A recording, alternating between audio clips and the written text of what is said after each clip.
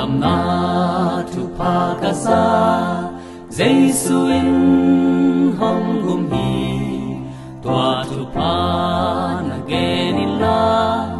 Zeisuh in hong gum hi gam khem peu a pai la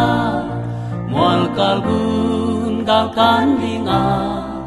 na gen in to pa thu pa Zeisuh in hong gum hi gun pi kan in ki khâu in Zeisuh in hong gum hi ngam la nai mi kyang gen in Zeisuh in hong gum hi tu lai le a ki khâu in agal khat na thon sakin lấy tung a lung đam na in Zeisuh in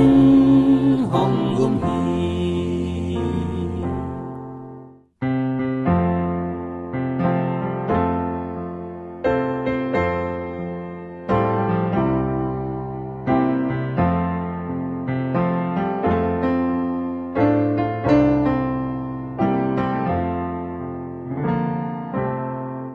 gal kam na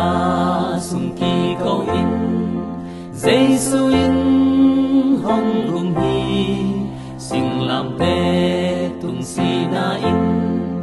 Zeisuh in hong gum hi happy na i dei chang in tua thu te na ngai sun in si na zo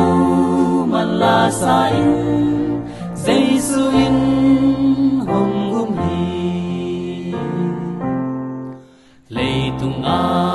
na ki khâu in Zeisuh in hong gum hi mi khem peu lung dam sak in Zeisuh in hong gum hi mual tung le quam thu sung a